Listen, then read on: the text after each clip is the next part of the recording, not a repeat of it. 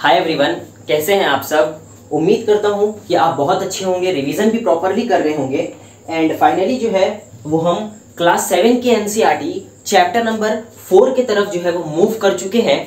और आप इस चैप्टर का नाम से आप अंदाजा लगा सकते हैं कि ये चैप्टर जो है कैटेगरी में अगर डालने की सोचे तो हम इसे जो है वो रासायनिक विज्ञान के अंदर जो है वो डालेंगे, क्योंकि ये रासायनिक विज्ञान जब हम शुरू करेंगे तो वहां पर जो बेसिक आधार जो बनेगा, जो हमारी पृष्ठभूमि बनेगी, उसमें ये चैप्टर जो है वो बहुत इंपॉर्टेंट रोल निभाने वाला है। क्योंकि इस चैप्टर में जो है वो हम केमिस्ट्री के जो है वो बेसिक कॉन्सेप्ट को डिस्कस करने वाले हैं। और इस चैप्टर का जो नाम है वो है एसिड, बेसिस एंड सॉल्ट, अम्ल, क्षारक एवं लवण की बात करने वाले हैं। इसमें हम एसिड के डेफिनेशन को समझेंगे कि आखिरकार जो है वो एसिड जो है यानी कि अम्ल जो है वो होते क्या है। हम उसके बाद बात करेंगे बेस के बारे में कि इसमें बेसिस क्या है, आखिरकार बेस को किस तरीके से हम आइडेंटिफाई कर सकते हैं। इस चैप्टर में जो है ओवरऑल जो है वो हम केमिस्ट्री के बहुत बेसिक कॉन्सेप्ट के ऊपर बात करेंगे। एंड हम फिर इसमें देखेंगे कि किस तरीके से जो है वो रिएक्शंस होती हैं, यानी कि जो अभिक्रियाएं होती हैं वो किस प्रकार से होती है। तो हम इस चैप्टर में जो है वो यही समझने की कोशिश करेंगे।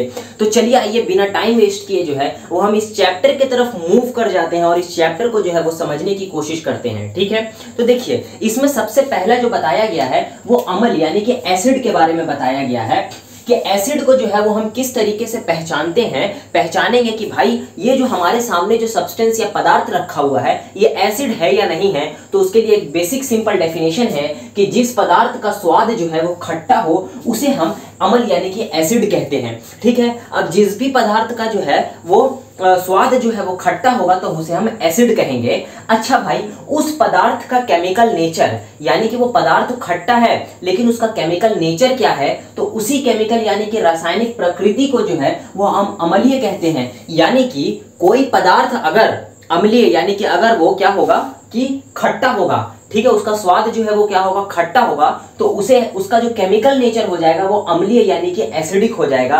और इसका सबसे बेस्ट एग्जांपल जो है वो हम देख सकते हैं, जो हम डेली रूटीन डेली बेसिस पे यूज कर सकते हैं, दही। ये देखिए, ये जो दही जो है वो खट्टा होता है, ठीक है, तो ये क्या है, वन टाइप ऑफ एसिड है। ठीक है, और ये एक ऐसा एसिड है जो हमारे हेल्थ के लिए जो है वो यूजफुल है। ठीक है, उसके बाद आगे की तरफ इसमें मूव करते हैं तो देखिए इसमें क्या बताया गया, क्षारक यानी कि बेस के बारे में। अच्छा, कोई पदार्थ जो है वो बेस है या नहीं है, इसे किस तरीके से आइडेंटिफाई कर सकते हैं। तो भाई देखिए, इसका स्वाद अगर खट्टा है तो इसका स्वाद यानी कि बेस का स्वाद जो है वो कड़वा होता है, और जो कड़वी चीज जो है उसे हम बेस कहते हैं। अच्छा, बेस के बारे में एक इंपॉर्टेंट पॉइंट ये है कि बेस को जब हम टच करते हैं यानी कि उसको जब छूते हैं तो वो जो है वो हमें साबुन जैसा लगता है, साबुन जैसा हल्का उसमें फिसलन होता है। ठीक है, तो वो एक बेस पहचानने का एक तरीका है। ठीक है, अच्छा, अगर कोई चीज अगर कड़वा होता है तो भाई उसका केमिकल नेचर यानी कि उसका रासायनिक प्रकृति जो है वो बेस होता है। ठीक है, जिसको हम क्षारकीय कहते हैं। ठीक है, ये बात आपको समझ में आ गया होगा। हमने एसिड के बारे में देख लिया, हमने बेस के बारे में देख लिया। ओके, ऑल राइट, उम्मीद करता हूं कि यहां तक एकदम पॉइंट क्लियर हो रहा होगा। अच्छा, अब आपके सामने जो है वो किसी पदार्थ को जो है वो रख दिया जाए और आपसे ये पूछा जाए कि ये एसिड है या बेस है यानी कि अम्ल है या क्षारक है, वो पता कैसे करेंगे हम। तो देखिए, हर चीज को जो है वो उसका स्वाद जो है वो हम टेस्ट नहीं कर सकते, बिकॉज सम एसिड, जो कुछ ऐसे अम्ल होते हैं, कुछ ऐसे जो बेसेस होते हैं वो हमारे लिए जो है वो हानिकारक हो जाते हैं। तो हर चीज को जो है वो उसके स्वाद के ऊपर हम आइडेंटिफाई कैसे कर लेंगे। तो उसी के लिए जो है वो एक इंडिकेटर बनाया गया यानी कि एक सूचक तैयार किया गया, जिसके मदद से जो है वो हमें पता चल सकता है कि भाई जो पदार्थ हमारे सामने रखा हुआ है क्या वो अम्ल की कैटेगरी में आता है, क्या वो बेस की कैटेगरी में आता है। तो आइए हम इस सूचक यानी कि इंडिकेटर के बारे में जो है वो अध्ययन करते हैं। देखिए इसमें क्या कहा गया है कि कोई पदार्थ एसिड है या बेस है, यानी कि कोई पदार्थ एसिड है या बेस है, यह पता करने के लिए विशेष प्रकार के पदार्थ का उपयोग किया जाता है। अब याद रख लेंगे कि ये जो इंडिकेटर है ना, ये भी कोई अलग पदार्थ से बना हुआ है और उसी का इस्तेमाल करके जो है वो हम एसिड और बेस को जो है वो भैया डिफरेंशिएट करते हैं, उसको अलग अलग तरीके से जो है वो पहचानने की कोशिश करते हैं। जिसका एग्जाम्पल की अगर हम बात करते हैं, यानी कि अगर सूचक के एग्जाम्पल की बात करते हैं तो भाई वहां पर जो है वो लिटमस होगा, और और यहाँ पर हल्दी होगा, और भी बहुत सारे एग्जाम्पल है जिसे हम इस चैप्टर में डिस्कस करेंगे। तो उम्मीद करता हूँ कि ये एसिड, बेस और इंडिकेटर जो है वो आपके दिमाग में एकदम फिट बैठ गया होगा।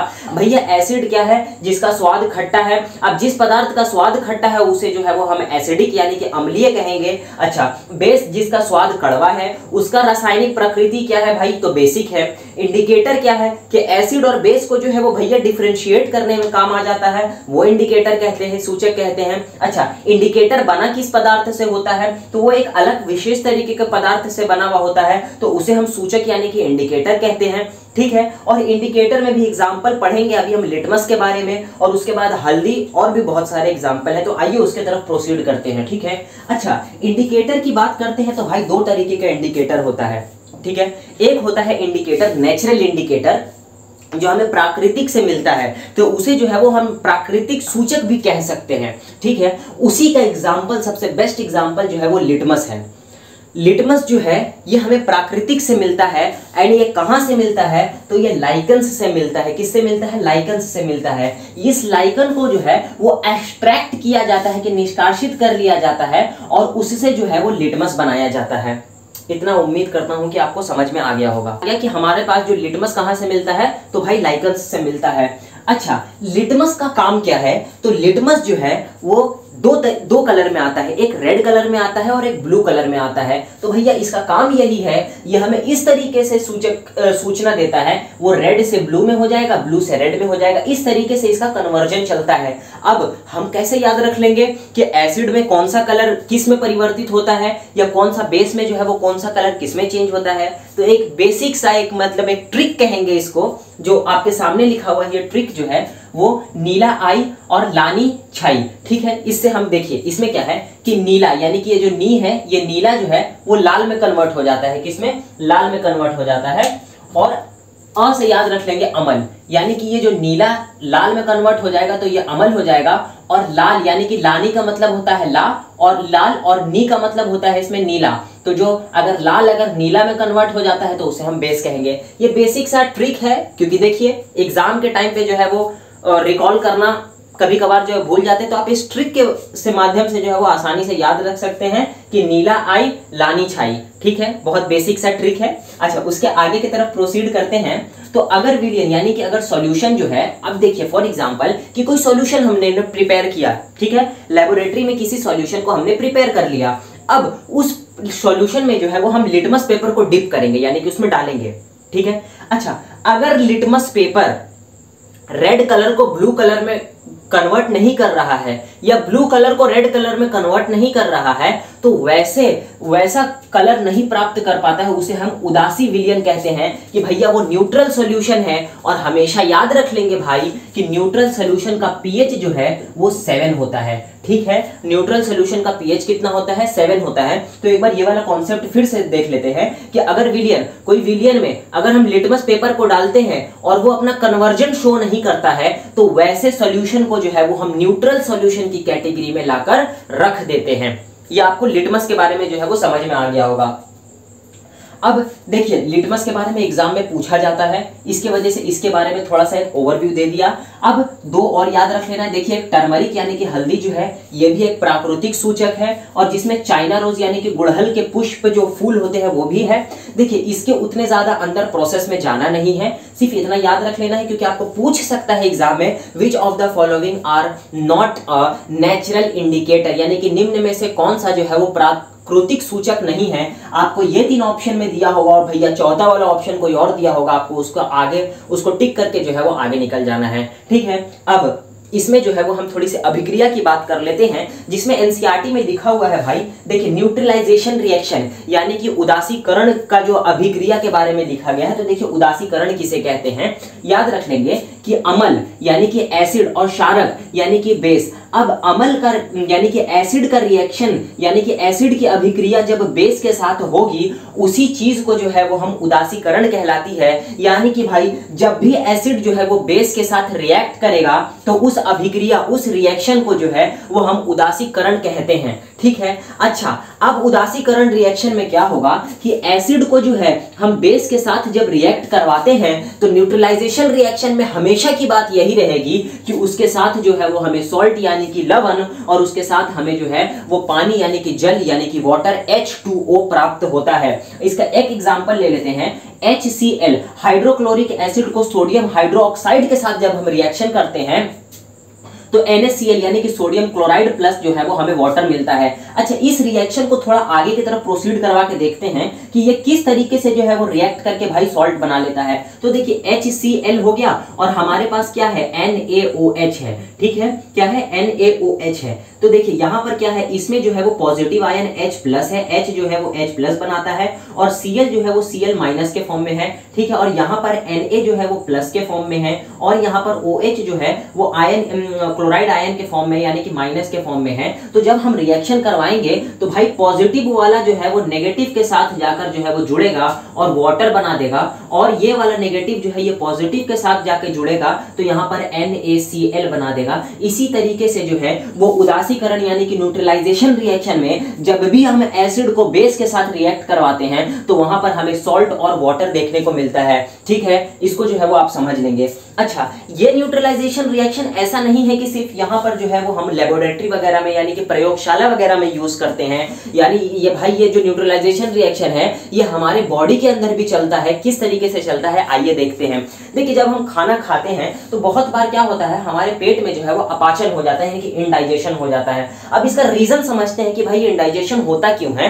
होता इसलिए है कि हमारे जो पेट में यानी कि हमारे आमाशय में जो अम्ल का जो लेवल है यानी कि एसिड का जो लेवल है वो बढ़ जाता है और कुछ ज्यादा ही बढ़ जाता है, तो उससे जो है वो इनडाइजेशन होता है। अच्छा, अब इस इनडाइजेशन को जो है वो क्योर करने के लिए यानी कि सही करने के लिए हम जो है वो टैबलेट के फॉर्म में एंटा एसिड या मिल्क ऑफ मैग्नीशिया को लेते हैं। ठीक है, एंटा एसिड यानी कि प्रति अम्ल या मिल्क ऑफ मैग्नीशिया दोनों को लेते हैं और ये काम क्या करता है, हमारे आमाशय में जो अम्ल जो एसिड जो बढ़ चुका होता है उसे सप्रेस करने का काम करता है, उसको नॉर्मल लाने का काम करता है। वो न्यूट्रल इफेक्ट दिखाता है, एसिड को जो है वो न्यूट्रलाइज करता है। और याद रख लेंगे कि एंटा एसिड और मिल्क ऑफ मैग्नीशिया में मैग्नीशियम हाइड्रोक्साइड होता है जो कि एसिड को जो है वो फुल तरीके से सप्रेस करवाने का काम करता है। तो एक तो ये हो गया, इसमें 3-4 और एग्जांपल है उसे समझ लेते हैं। उसके बाद जो है वो ये चैप्टर जो है वो खत्म हो जाएगा एंड फिर आगे के चैप्टर की तरफ जो है वो हम प्रोसीड करते हैं। आइए इसमें समझ लेते हैं। हम लोग ने पहला जो है वो अपाचन यानी कि इनडाइजेशन के बारे में समझा, वो भी एक न्यूट्रलाइजेशन का जो है वो एक कॉन्सेप्ट है, एग्जांपल है। उसी तरीके से हम बात करते हैं एंट बाइट की यानी कि चींटी का डंक। अब देखिए, ये जो चींटी जो हमें काटती है, जो हमें डंक करती है, तो वो क्या करती है, अपने डंक के थ्रू जो है वो हमारे बॉडी के अंदर भैया फॉर्मिक एसिड जो है वो इंजेक्ट कर देती है। और ये फॉर्मिक एसिड का रिजल्ट हमें इस तरीके से देखने के लिए मिलता है कि जहां पर चींटी हमें जो है वो डंक मार के जो वहां पे इंजेक्ट करेगी वो एरिया जो है वो स्वेलिंग हो जाएगा, हल्का सूज जाएगा या फिर उस जगह पर जो है वो रेडनेस आ जाएगा। अब ये वाला प्रोसेस जो है, अब इसको न्यूट्रल करने के लिए चाहे तो वहां पर बेकिंग सोडा अप्लाई कर लें या कैलामाइन सॉल्यूशन को अप्लाई कर लें। जिंक होता है जिस चीज में, वहां से जो है वो इस चीज को यानी कि ये जो रेडनेस और स्वेलिंग वाला पार्ट है उसको जो है वो सप्रेस करने की कोशिश करेगा। तो ये भी एक न्यूट्रलाइजेशन यानी कि उदासीकरण का एग्जांपल हो जाता है। उसके बाद हम सॉइल ट्रीटमेंट की बात करते हैं तो देखिए, सॉइल का भी ट्रीटमेंट किया जाता है कि जैसे कि देखेंगे कि जहां पर खेती वगैरह होती है वहां पर जो है उसका परीक्षण किया जाता है। तो कभी कभी पता चलता है कि भैया जो मृदा जो है यानी कि मट्टी जो है वो हल्का एसिडिक हो गया है या हल्का बेसिक हो गया है, तो उसमें भी जो है वो ट्रीटमेंट का प्रोसेस होता है, उतने डीप में जाने की जरूरत नहीं है। उसके बाद हम बात करते हैं फैक्ट्री वेस्ट की, यानी कि जो कारखाने वगैरह से जो भी वेस्ट वगैरह आते हैं तो उसको भी उस तरीके उदासीकरण यानी कि न्यूट्रलाइजेशन रिएक्शन के उसे भी जो है वो न्यूट्रलाइज कर दिया जाता है ताकि जो हमारा जो इन्वायरमेंट है, हमारा जो सराउंडिंग यानी कि हमारा जो परिवेश है उसको ज्यादा से ज्यादा जो है वो हानि कम पहुंचे। ठीक है। अच्छा, उसके बाद एक इंपॉर्टेंट टेबल में एक पॉइंट लिखा हुआ है एसिड रेन के बारे में यानी कि अम्लीय वर्षा। तो ये आखिरकार अम्लीय वर्षा होता क्या है? देखिए, नॉर्मल रेन जब होता है तो उसमें क्या होता है, वो नॉर्मल होता है, उसमें कार्बन डाइऑक्साइड की मात्रा जो है वो कुछ कम होता है।